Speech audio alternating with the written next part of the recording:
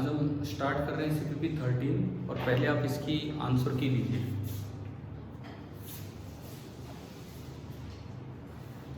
CPP number 13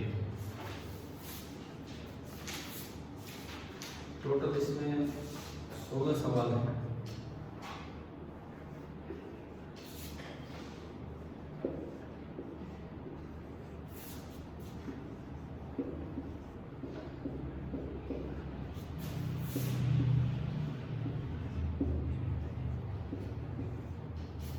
ये question number 1 answer में बताता हूं D, 2 C, 3 B, 4 A, 5 C, 6 C, 7 D, 8 D, 9 B, 10 A, 11 B, 12 D, 13 C, 14 B, 15 B, 16 A।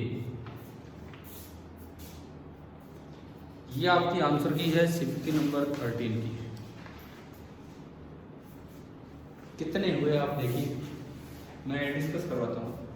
पहला सवाल, ये जस्ट एक फैक्चुअल क्वेश्चन था कि गैलीलियो ने जब कभी अपना एक्सपेरिमेंट किया था 400 साल पहले, उन्होंने कुछ मोशन में कुछ चीज़ें मेजर की थी, तो उन्होंने मेजर करने के लिए टाइम कहाँ से मेजरमेंट किया? उसके पास कोई घड़ी नहीं थी, उन्होंने क्या यूज़ की? पल्स, अपनी नब्ज यूज़ की। समझ गए? अपनी पल्स रेट से उन्होंने मेजर किया था कि कितनी देर में वो उधर गया। ठीक है, जब इंस्ट्रूमेंट नहीं होते थे। ठीक है। Second, choose the wrong statement. ये dx ये हमें क्या बताता है कि कोई भी लेंथ है, आप उसको इनफाइनाइट टुकड़ों में तोड़ सकते हो और हर एक टुकड़ा बहुत छोटा होगा, जिसको हम क्या लिखेंगे? dx। तो dx इनफाइनाइट टुकड़ों का सम तो फाइनाइट है, कितना है? x। तो जो सी स्टेटमेंट है ये लिखती है sum of infinite number of small intervals of time is infinite. क्या जरूरी इनफाइनाइट हो? छोटे dx कहीं जुड़े, dt कहीं जुड़े, वो तो फाइनाइट हो सकता है। ये गलत है। बाकी आप कोई भी चीज चेक करोगे तो यहाँ गलत है। ये ऑप्शन कहता है finite amount of time can be divided into infinite small pieces. हो सकता है, यही तो है, हो सकता है। Second, length of line can be divided into infinite number of pieces, ये भी सेम है। सी गलत है, हमने देख ही लिया। D, calculus shows that instantaneous speed is the ratio of infinitesimal distance to infinitesimal time। कहता है कि कैलकुलस कहता है कि स्पीड होती है bx अपॉन dt। होता है कि नहीं होता है? होता है भी। ठीक है, तो हमें क्या छांटना था? चारों में रॉन्ग, तो रॉन्ग कौन सा आ गया? सी, है ना। थर्ड हो गया कि नहीं हुआ? बताओ, आपसे नहीं हुआ।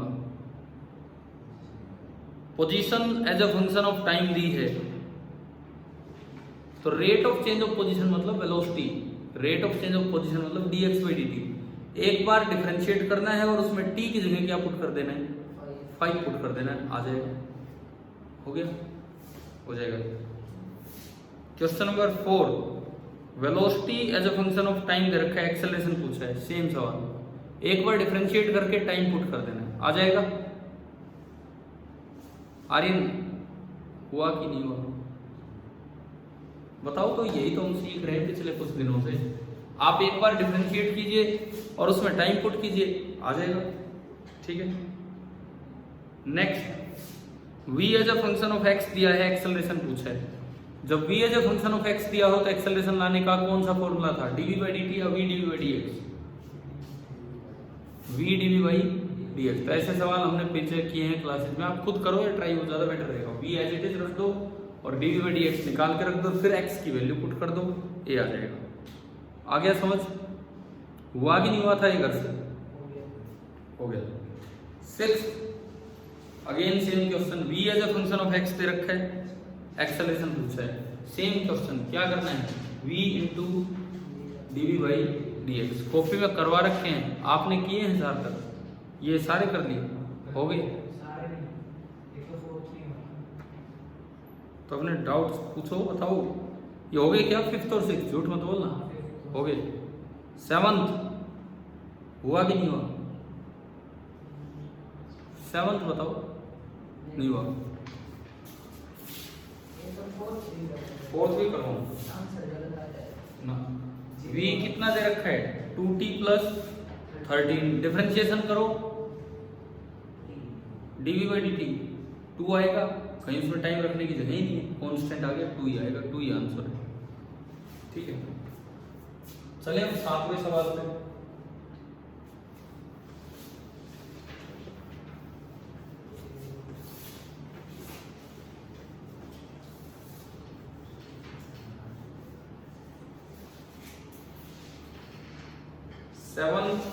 देखिए x आपको दिया गया है क्या, alpha into T square minus beta into T cube, ये दिया गया। ठीक है, तो ये कहना चाह रहे हैं, पहले तो आप यहां से v लेके आओ और फिर a लेके आओ, फिर बात करेंगे। v का फॉर्मूला क्या होता है, तो कितना होगा, 2 आ गया, 2 अल्फा और t की पावर 1 कम है ना, आता है डिफरेंशिएशन, माइनस 3 आ जाएगा और t की पावर 1 और कम। तो मेरे पास वेलोसिटी आ गई 2 alpha t minus 3 beta T square. अब यहां से आप लेके आओ एक्सेलरेशन। एक्सेलरेशन क्या होता है, dv/dt।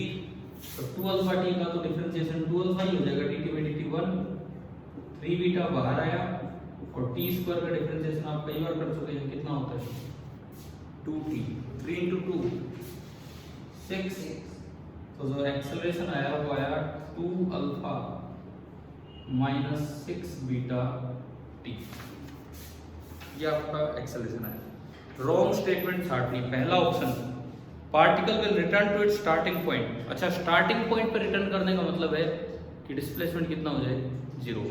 अच्छा, स्टार्टिंग पॉइंट दिया है क्या इसका, नहीं दिया। t बराबर 0 पे कहां था वो, t बराबर 0 पे 0 पे था, दोबारा वहां पर आ रहा है, तो आप इसको 0 रख दो, ए ऑप्शन के लिए इसको 0 रख दो। तो आपका आया बीटा टी क्यूब बराबर अल्फा टी स्क्वायर। तो t बराबर कितना आ गया,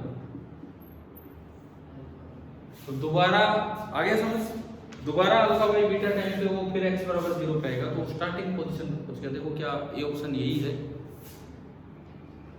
क्या आपका ए ऑप्शन यही दे रखा है क्या, ठीक है। Second option, particle will come to rest after this time. Rest आने का क्या मतलब है, क्या चीज 0 करे, स्पीड, ये रही स्पीड, इसको 0 करके देखो, इसको आपने 0 किया तो 3 बीटा टी स्क्वायर बराबर 2 अल्फा टी है, टी से टी गया और ये टी कितना आ गया, 2 अल्फा अपॉन 3 बीटा। क्या यही टाइम दिया है रेस्ट आने का, तो ये भी सही है, रॉन्ग छाटना था। C option, initial velocity of the particle was 0 but initial acceleration was non zero. अब ये चेक करते हैं, इनिशियल वेलोसिटी यहां से लाओ, t 0 रखो, velocity at t equal to 0 कितना आ रहा है, t 0 रखने पे दोनों की दोनों कितनी आ गई, 0 आ गई। तो इनिशियल वेलोसिटी कितनी, 0। एक्सेलरेशन t 0 रखो इसमें, ये है एक्सेलरेशन, t 0 रखने पे एक्सेलरेशन कितना आया, 2 अल्फा। क्या 0 आया, तो यही लिखा है इस लाइन में, देखो इनिशियल वेलोसिटी 0 है और इनिशियल एक्सेलरेशन नॉन जीरो है। आ गया समझ, ये भी सही है, रोंग छाटना है। चौथा, acceleration of the particle is constant. क्या टाइम चेंज होने से एक्सेलरेशन चेंज होगा कि नहीं? टी आर है ना इसमें, तो क्या एक्सेलरेशन कांस्टेंट है? नहीं है। टाइम बदलोगे एक्सेलरेशन बदलेगा।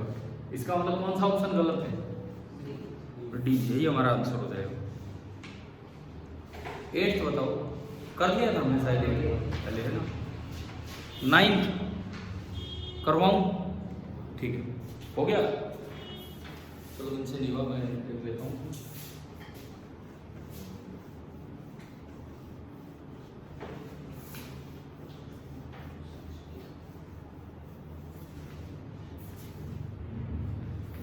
नाइन्थ देखिए, आपको x दिया गया है 3t² माइनस 12 मीटर, ये आपको x दिया गया है। Velocity of the particle when it reaches the origin. पहली बात तो वेलोसिटी का एक्सप्रेशन लगाओ। अगर मैं यहां से वेलोसिटी लाऊं तो वेलोसिटी क्या बनेगी? कितना बना? 60, बस, और तो कुछ है ही नहीं। वेलोसिटी ओनली बनी 60। लेकिन ये किस वक्त वेलोसिटी पूछ रहा है हमसे? जब पार्टिकल ओरिजिन पे है। एट x बराबर 0, जब आप x को 0 करते हो तो 3t² माइनस 12 0 हो गया, तो t² 4 आ गया, तो टाइम कितना है? 2 सेकेंड। इस समय वेलोसिटी कितनी आएगी? इस समय वेलोसिटी कितनी आएगी? 12 मीटर पर सेकंड। ये पूछा है कि जब वो ओरिजिन पे है तब वेलोसिटी कितनी? पहले तो वेलोसिटी का एक्सप्रेशन लाओ और फिर ओरिजिन पे कब आया वो टाइम निकालो और फिर उसमें आप वो v0 कर दो। आ गया समझ? चलिए मान लो, ठीक है। नेक्स्ट क्वेश्चन नंबर 10th बताऊं? पूछ लो, कोई शर्माने वाली बात नहीं, पता नहीं, ठीक है। अब बोला भैया नहीं हो तो बोला करो, लेकिन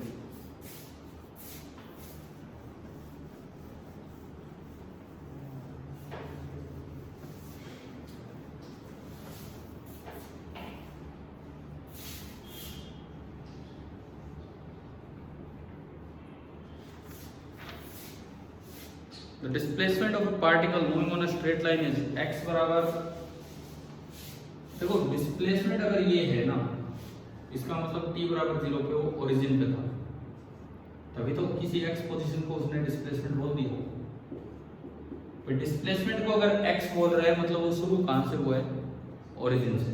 अगर डिस्प्लेसमेंट को ही x बोल रहा है मतलब वो ओरिजिन से शुरू हुआ है। और आपको x दिया गया है 16t minus 2t²। Distance traveled by the particle during the first 2 seconds is s1 and during the first 6 seconds is s2। अभी देखते हैं फर्स्ट 2 सेकंड, फर्स्ट 6 सेकंड, ये दिया है। पहले तो यहाँ से वेलोसिटी निकालो, एक चीज को हम पता करेंगे। dx/dt कितना आया? 16 माइनस 4t। आइए एक बात समझ, क्यों निकाली वेलोसिटी? क्योंकि ये डिस्प्लेसमेंट नहीं, हमसे किसकी बात कर रहे हैं?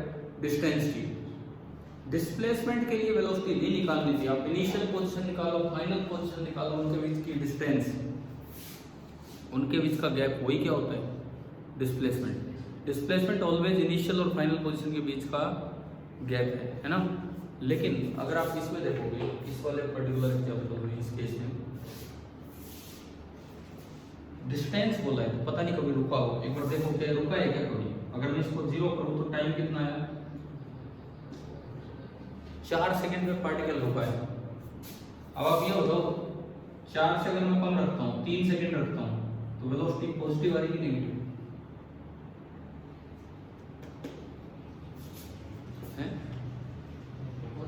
पॉजिटिव।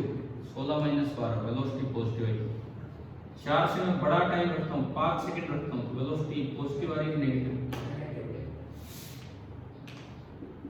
इस बार 4 सेकंड तक तो पार्टिकल आगे जा रहा है, 4 पे रुका है और फिर 4 के बाद पीछे आ रहा है। हमें एक बात पता लगी, तो इन्होंने कहा है पहले 2 सेकंड और पहले 6 सेकंड की बात कर रहा है। अब देखो, अब मैं अपने एक्सिस पे चलूंगा। x आपको दिया है 16t minus 2t square. t0 पे x कितना है ये बताओ, 0 आ रहा है। t2 पे x कितना है ये बताओ, 32 माइनस 8। t6 पे x कितना है ये बताओ, 16 गुना 6 96 माइनस 36 2 72 72 24 यार है। 6 पे भी यहाँ है, 2 पे भी यहाँ है, तो बीच में आगे भी तो गया है। कितना आगे गया है उसके लिए 4 सेकंड का और निकालो, क्योंकि 4 पे रुका है। 4 पे कितना आ रहा है, 16 गुना 4 64 माइनस 32, x कितना आया 32 मीटर। इतना हमने क्यों किया, क्योंकि ये कह रहा है डिस्टेंस कवर्ड पहले 2 सेकंड में s1 है और पहले 6 सेकंड में कितना है s2। तो अब देखो t बराबर 0 पे स्टार्ट हो, पहले 2 सेकंड में कहाँ पहुंचा, 2 सेकंड में सीधा ही चल रहा था। तो पहले 2 सेकंड में तो जो डिस्टेंस है वही डिस्प्लेसमेंट है ना। यानी कि हमें जो इस सवाल में s1 बोला गया है, s1 मेरा कितना हो गया 24 मीटर। अब मैं बात करूं पहले 6 सेकंड का s2 है, तो देखो 6 में कितना चल गया 24, तो ये चला 4 सेकंड में कहां तक पहुंच गया था वो 32 पे, और फिर 6 सेकंड में कहां गया वापस। तो डिस्टेंस बताओ, डिस्प्लेसमेंट तो 24 ही है, शुरू से यहां तक का डिस्प्लेसमेंट तो 24 ही है, डिस्टेंस कितना है 24, ये कितना है 8 32 और 8 वापस आ गया, कितना है यानी कि पहले 6 सेकंड का जो डिस्टेंस है वो कितना है 40। ये इस सवाल में मेन बात क्या है, बच्चे खाली x से निकालते रहेंगे तो 24 ही दिखता रहेगा, ठीक है। जबकि पहले वेलोसिटी निकाल के ये देखो रुका कब है, मुड़ा कब है, तब ये सवाल होगा। अब ये वैल्यू पूछता है किसकी, 3s2 अपॉन s1 की, 3s2 अपॉन s1। तो 3 इंटू s2 40 अपॉन s1 24, 3 से गया 8, 8 से गया 5, यानी कि ये जो हमारी वैल्यू निकल जाएगी कितनी है 5। समझ आ गई कि नहीं।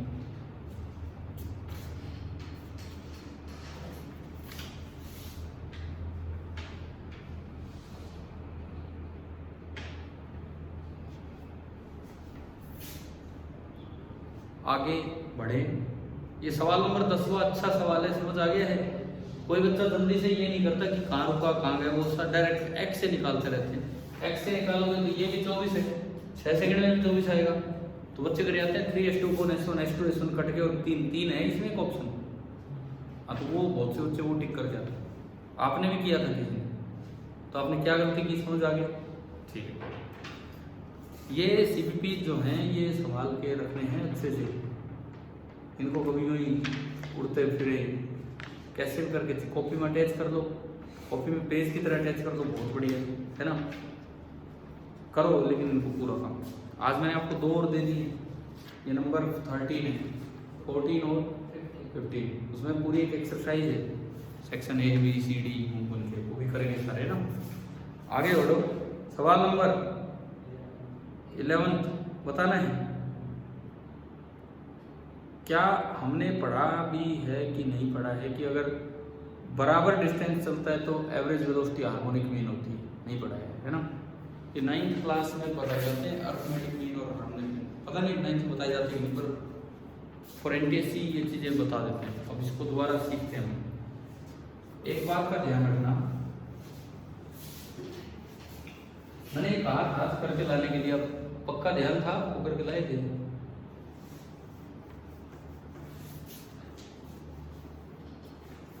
देखो क्वेश्चन नंबर ये जो भी इस तरह के है, मैं एक बार आपको ये बता दूं, अगर कोई बराबर टाइम इंटरवल तक चला, एक बार स्पीड रही v1 और एक बार स्पीड क्या रही v2, और डेल्टा टी दोनों में सेम है, जितना टाइम यहाँ चला उतना ही टाइम वो यहाँ चला, जितना टाइम इधर चला उतना ही टाइम वो उधर चला, है ना। v सेम है ना, t सेम है, तो यहाँ से यहाँ तक जो एवरेज v होता है that is arithmetic mean of v1 and v2। Arithmetic mean होता है v1 प्लस v2 बाई 2, पहली बात ये। दूसरी बात, आप एक बार चले v1 स्पीड से और आप एक बार चले v2 स्पीड से, जितना डिस्टेंस आप यहां चले उतना ही अगले में चले।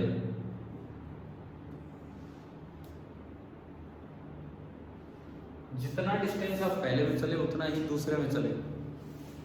तो ऐसे केस में यहां से वहां तक जो एवरेज v होगा that is called harmonic mean of individual speed.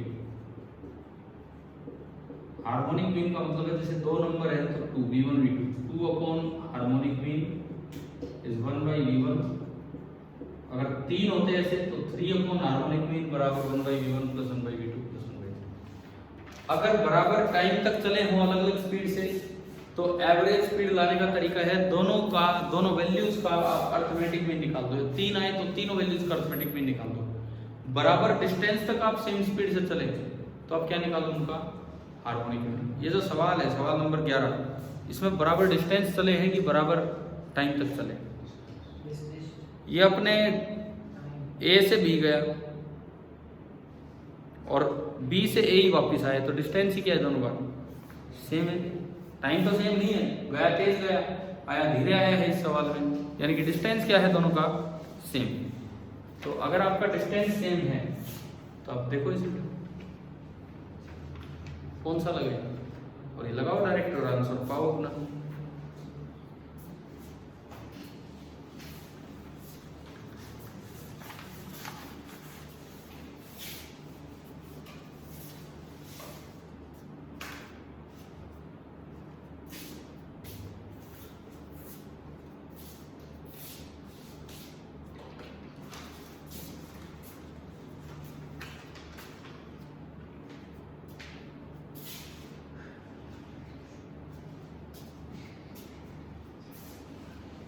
कुछ समझ रहे हो सवालों से, है ना।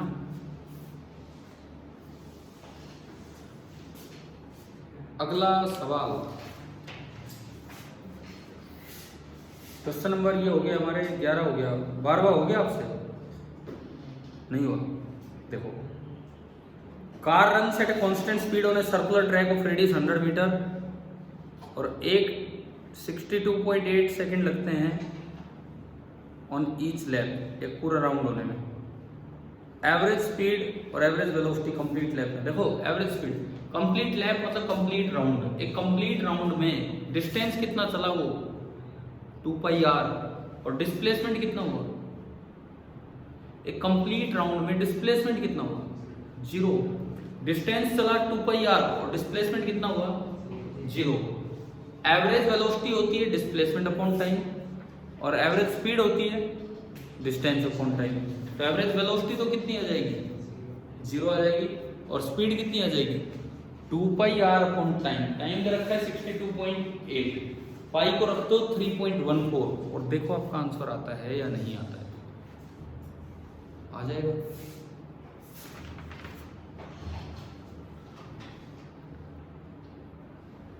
कोई है? एक मिनट।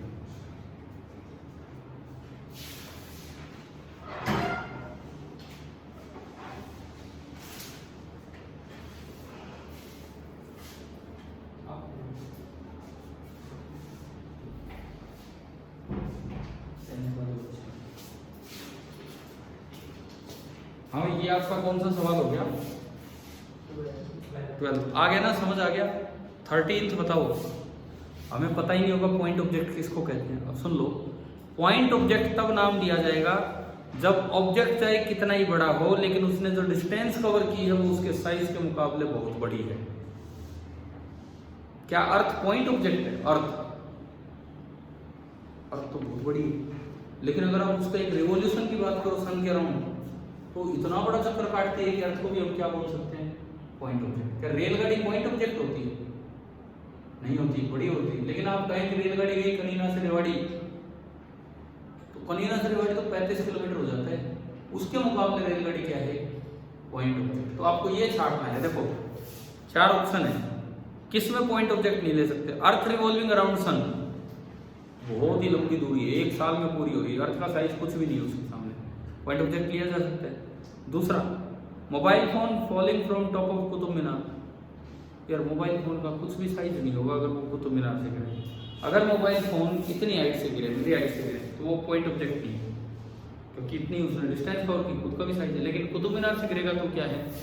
Point object. थर्ड या डी देखो पहले, train going from Mahendragarh to Kanina 18 kilometre, और जबकि ट्रेन का साइज तो कुछ मीटर है, तो उसको क्या मान सकता हूँ? Point object. C option, Muttiah Muralitharan delivery, जानते हो बॉलर हैं, जानते हो क्रिकेट के बॉलर हैं, इन्होंने बॉल फेंकी और ये कहता है after pitching on ground, ground पे स्पिनर की बॉल बैट्समैन के पास ही टप्पा खाएगी और बैट्समैन तक आई है, इतनी सी दूर में बॉल आई है, यहाँ टप्पा खाई, यहाँ आई, क्या वो पॉइंट ऑब्जेक्ट हो जाएगी? हो जाएगी हैं? बॉल यहाँ टप्पा खाई है, इतनी सी दूर आई है, कंची नहीं फेंक रहा मैं, बॉल फेंक रहा हूँ क्रिकेट की, तो वो पॉइंट ऑब्जेक्ट है क्या? बॉल का साइज अगर पूरी पिच पे देखते तो मैं मान लेता पॉइंट ऑब्जेक्ट है, टप्पा खाने के बाद जरा सा आई है तो वो पॉइंट ऑब्जेक्ट नहीं है। तो पॉइंट ऑब्जेक्ट किसको बोलते हैं? जब डिस्टेंस कवर्ड बाय ऑब्जेक्ट काफी ज्यादा हो as compare to size of the object. याद रह जाएगी ये चीज। आगे चलो, ये 14th हम कर चुके शायद, 15th भी हो गया और 16th भी। तो आप ये बताओ सीपीटी नंबर 13 क्या आपको समझ आया कि नहीं आया? ठीक है,